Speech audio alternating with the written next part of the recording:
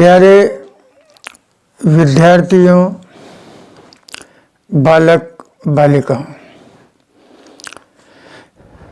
पिछले वर्ष में हमने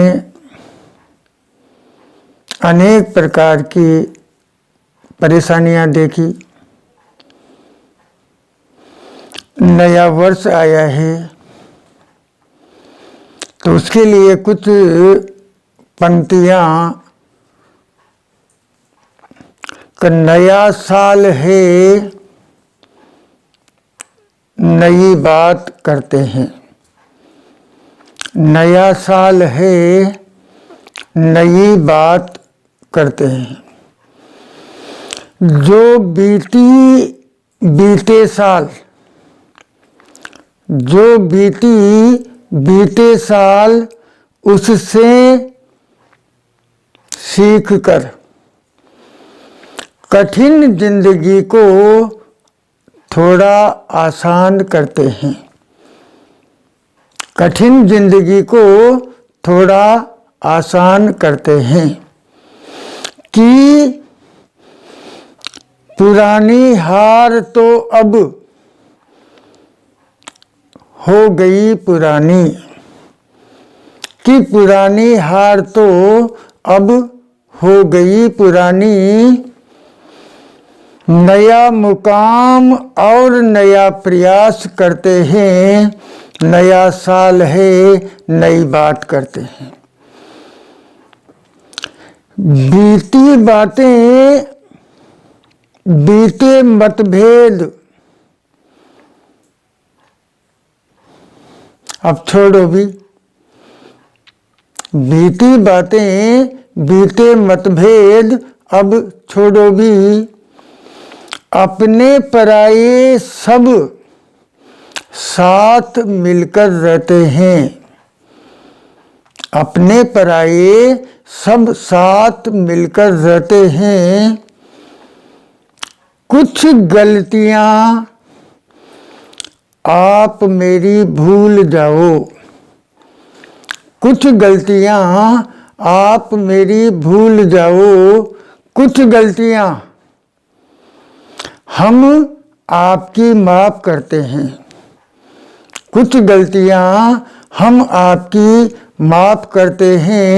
नया साल है, नई बात करते हैं। नया साल है, नई बात करते हैं। प्यारे विद्यार्थियों, नए साल में हम नया संकल्प लें और अपने लक्ष्य को प्राप्त करने के लिए, अपने मंजिल को पाने के लिए दृढ़ संकल्प लेकर के और जुट जाएं। निरंतर प्रयास करते रहें। आज हम उपमा अलंकार के भेद के बारे में अध्ययन करेंगे। उपमा अलंकार में 3 प्रकार के भेद माने गए। नंबर 1 पूर्णोपमा, नंबर 2 लुप्तोपमा, नंबर 3 मालोपमा। आइए हम देखते हैं, एक एक के बारे में जानकारी प्राप्त करते हैं। नंबर 1 पूर्णोपमा। जिस उपमा में उसके चारों अंग, 4 अंग उपमेय, उपमान, साधारण धर्म और वाचक शब्द विद्यमान हो, वह पूर्णोपमा अलंकार कहलाता है, पूर्णोपमा कहलाती है। जैसे प्रातः नभ था बहुत नीला शंख जैसे। अब यहां हम देखें कि उपमेय, प्रातःकालीन नभ जो है ये उपमेय है। इसकी समानता किससे बताई गई? उपमान शंख से ही बताई गई। साधारण धर्म, नभ और शंख में किस बात की समानता है? नीला। ये साधारण धर्म हो गया।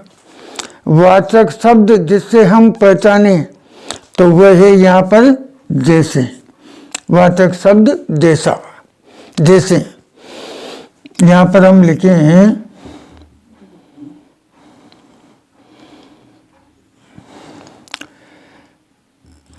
वाचक शब्द जैसे। लुप्तोपमा के बारे में हम देखें।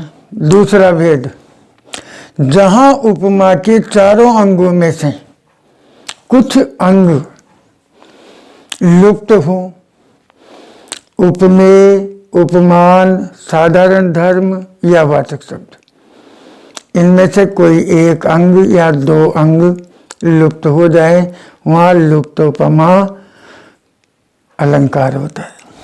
जैसे कमल सदृश कोमल हाथों ने, ये आधी पंक्ति है, और आधी पंक्ति है झुका दिया धनु वज्र कठोर। अब हम यहाँ देखें कि ये जो आधी पंक्ति है, इसमें तो उपमा के चारों अंग विद्यमान हैं। जैसे हम देखें, ये पूर्णोपमा है, ये आधी, इसमें चारों अंग विद्यमान है। कमल सदृश कोमल हाथों ने, तो ये हाथ जो है ये तो उपमेय है।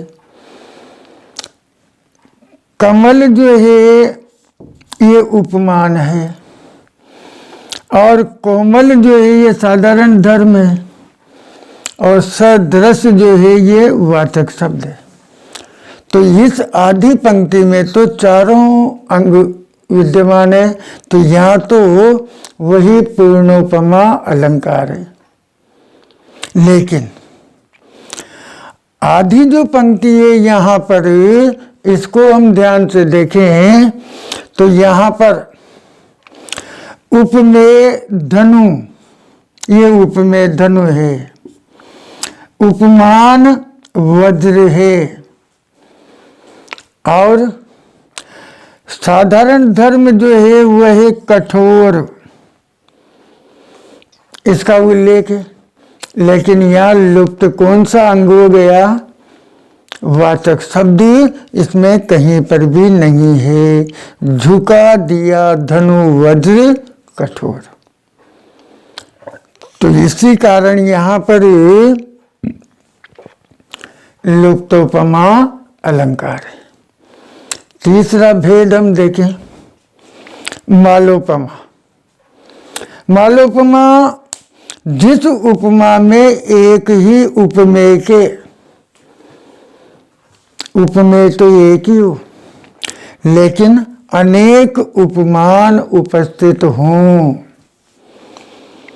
वह मालोपमा कहलाती है या मालोपमा अलंकार कहलाता है। जैसे यहाँ आप देखिए, माँ शारदा तुषार कुंद हीरे के सदृश धवल है। अब यहाँ हम ध्यान दें कि उपमेय जो है वो तो शारदा सरस्वती माता है, माँ सरस्वती है, माँ शारदा है। और उपमान, उपमान में तुषार कुंद और हीरे। यहाँ हम समझ लें, तुषार, तुषार का अर्थ हो गया कि हवाओं में भाप मिलकर जमी हुई श्वेत बूंदे, अर्थात हिम, बर्फ, पाला, ये तुषार का अर्थ होगा।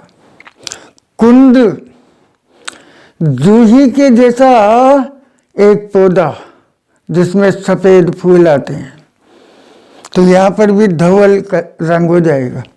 हीरा भी धवल सफेद होता है। तो यहाँ सदृश साधारण धर्म क्या हो गया? धवल हो गया, और वाचक शब्द सदृश हो गया। हम मालोपमा की पहचान के तौर पर हमने क्या पता लगाया कि उपमेय एक है और उपमान एक से अधिक है। अनेक उपमान, तुषार कुंद हीरे। तो इस कारण यहाँ पर मालोपमा अलंकार हुआ। प्यारे बालकों, आप नियमित रूप से ये वीडियो देखिए, धीरे धीरे देखिए, बार बार देखिए। आपकी नोटबुक में, गृह कार्य की पुस्तिका में नोट कीजिए, लिखो और बार बार दोहराते रहो, अभ्यास कार्य करते रहो। और मास्क पहने, सैनिटाइजर का प्रयोग करें, सोशल डिस्टेंसिंग बनाए रखें, अपने अध्यापकों से निरंतर नियमित रूप से संपर्क में रहे। वो कोई भी बात बताएं, उसका आप पालन करें। ये वीडियो देखने के लिए आपका बहुत बहुत धन्यवाद।